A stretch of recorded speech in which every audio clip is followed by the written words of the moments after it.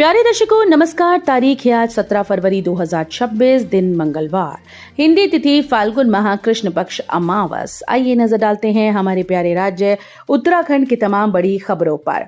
Video शुरू करने से पहले कमेंट बॉक्स में जय हिंद लिखकर हमें सपोर्ट करें। तो चलिए शुरू करते हैं।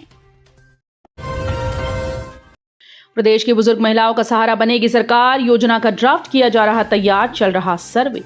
प्रदेश सरकार बुजुर्ग महिलाओं का सहारा बनेगी। महिला सशक्तिकरण और बाल विकास विभाग की ओर से इसके लिए राज्य भर में बुजुर्ग महिलाओं से संवाद कर सर्वे किया जा रहा है। इसके बाद योजना का ड्राफ्ट तैयार कर नए वित्तीय वर्ष से इसे लागू किया जाएगा। महिला सशक्तिकरण और बाल विकास मंत्री रेखा आर्या के मुताबिक योजना गरीब, मध्यम और सक्षम तीनों वर्गों की महिलाओं के लिए होगी। प्रदेश में जरूरतमंद महिलाओं को समाज कल्याण विभाग की ओर से अब तक केवल वृद्धावस्था पेंशन दी जा रही है। उनके लिए पोषण या किसी अन्य तरह की मदद की जाए, इस पर सरकार मंथन कर रही है।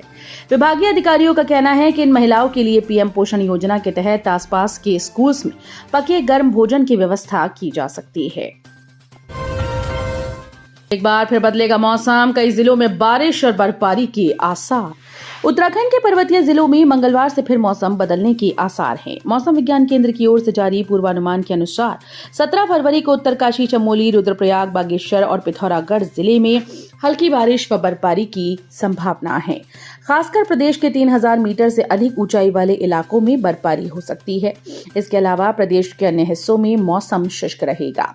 मौसम का मिजाज 18 फरवरी को भी ऐसा ही रहेगा। इसके बाद 19 से 21 फरवरी तक प्रदेश भर में मौसम शुष्क रहेगा। उत्तरकाशी और नैनीताल जिला अदालत को मिली बम से उड़ाने की धमकी, हाई अलर्ट जारी।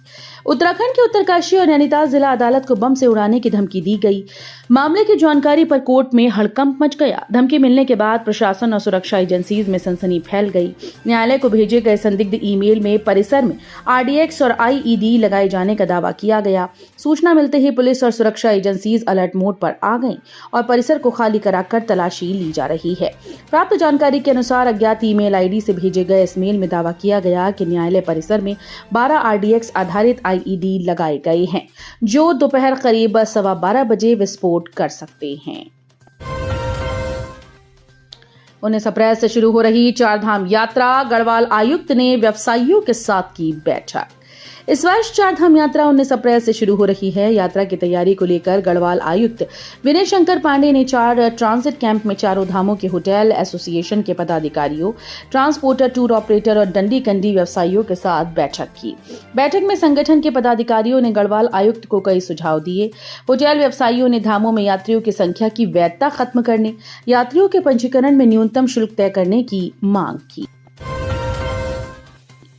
दुनिया का सबसे बड़ा पारद शिवलिंग पुणे के रघुनाथ गुरु ने बनाया। इंडिया और एशिया वर्ल्ड रिकॉर्ड से हुए सम्मानित। हरिद्वार में महाशिवरात्रि के मौके पर पारद शिवलिंग की विशेष पूजा अर्चना की गई। ये दुनिया का सबसे बड़ा पारद शिवलिंग है। कई वर्षों की मेहनत के बाद पुणे के मूल निवासी हीलिंग गुरु रघुनाथ जी ने इसे निर्मित किया है। ये दिव्य पारद ध्यान लिंगम वैदिक परंपरा के अनुसार गुजरात में अश्वमेघ यज्ञ सहित अनेक संत महंतों और साधु संतों से पावन आशीर्वाद से निर्मित किया गया। वहीं अध्यात्म में विज्ञान की खोज पर लगातार काम कर रहे रघुनाथ गुरु जी को इस सफलता पर इंडिया वर्ल्ड रिकॉर्ड और एशिया वर्ल्ड रिकॉर्ड ने शिवरात्रि के अवसर पर सम्मानित किया। बढ़ते अपराध, बिगड़ती कानून व्यवस्था, कांग्रेस की विशाल रैली, एक साथ जुटे पार्टी के दिग्गज नेता। कांग्रेस की प्रस्तावित रैली में भारी संख्या में भीड़ उमड़ पड़ी। लोकसभा घेराव कूद से पहले प्रदेश प्रभारी शैलजा सहित पार्टी के वरिष्ठ नेता एक साथ मंच पर दिखे। राज्यपाल आवास कूच के लिए कांग्रेस कार्यकर्ताओं के द्वारा प्रचार प्रसार सामग्री लगाई गई थी, लेकिन इन्हें हटा दिया गया। कांग्रेस नेताओं ने इसकी निंदा करते हुए कहा कि सरकार आवाज दबाना चाहती है। प्रदेश कांग्रेस कार्यकर्ता जन मुद्दों को लेकर लोक भवन का घेराव करने पहुंचे। प्रदर्शन में प्रदेश भर से पार्टी नेता व कार्यकर्ता शामिल हुए। जलवायु परिवर्तन से मध्य हिमालय की जैव विविधता पर मंडरा रहा खतरा, बारिश का बदला स्वरूप। मध्य हिमालय में जलवायु परिवर्तन का असर अब साफ दिखाई देने लगा है। हिमपात में कमी, बारिश के पैटर्न बदलाव और बढ़ते मानव हस्तक्षेप ने क्षेत्र की जैव विविधता पर गंभीर खतरा पैदा कर दिया। वैज्ञानिक अध्ययनों के अनुसार इसमें वनस्पतियों की संरचना, जल स्रोतों की स्थिति और वन्यजीवों के व्यवहार में तेजी से बदलाव हो रहा है। गढ़वाल केंद्रीय विश्वविद्यालय श्रीनगर के पर्यावरण विशेषज्ञों का ये शोध international journal of biodiversity science, ecosystem services and management में प्रकाशित हुआ। आपदा प्रबंधन के गुर सीखने में बेटियां भी आगे, युवा आपदा मित्र योजना के तहत दिया जा रहा प्रशिक्षण।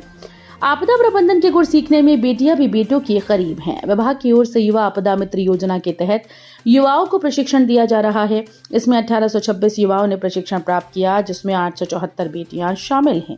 राज्य आपदा की दृष्टि से संवेदनशील है। यहाँ पर आपदा से निपटने के लिए कई स्तर पर प्रयास चल रहे हैं। इसके अलावा प्रभावों को कम करने की दिशा में भी काम किया जा रहा है। प्रदेश के सरकारी विद्यालयों में प्रधानाचार्य के 90 और प्रधानाध्यापक के 93% पद खाली। प्रदेश के सरकारी विद्यालयों में प्रधानाचार्य के 90 और प्रधानाध्यापक के 93% पद खाली हैं। वहीं विभाग में प्रशासनिक अधिकारियों की भी कमी बनी हुई है।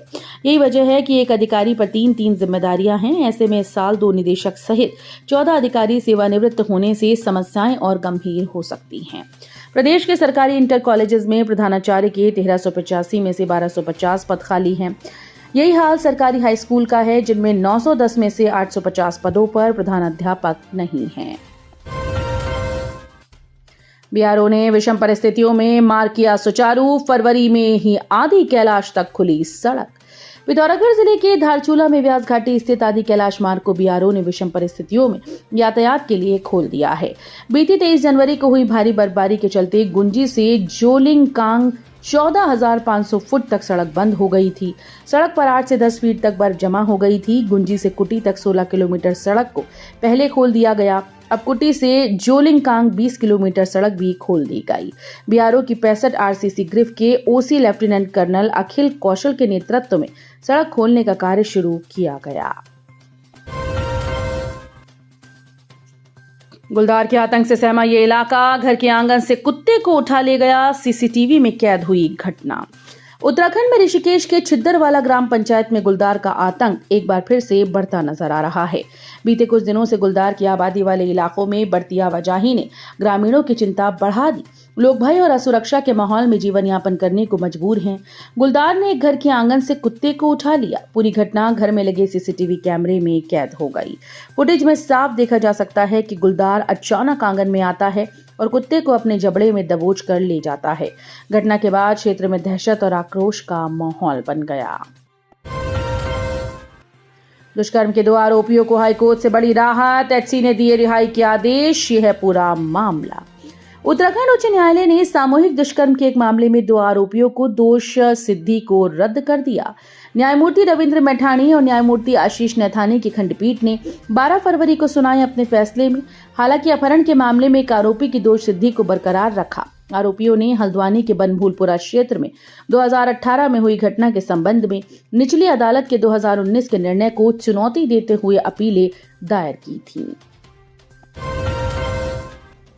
एंजल चकमा हत्याकांड। मुख्य आरोपी की गिरफ्तारी के लिए रेड कॉर्नर नोटिस की तैयारी। 5 के खिलाफ चार्जशीट दाखिल। एंजल चकमा हत्याकांड में पुलिस ने 2 नाबालिग समेत 5 आरोपियों के खिलाफ कोर्ट में चार्जशीट दाखिल कर दी। इससे पहले ब्लू कॉर्नर नोटिस जारी कर मामले की जांच पड़ताल की गई। कारण कि मुख्य आरोपी नेपाल का रहने वाला है और फरार चल रहा है। अब पुलिस की ओर से रेड कॉर्नर नोटिस जारी कराने की तैयारी है।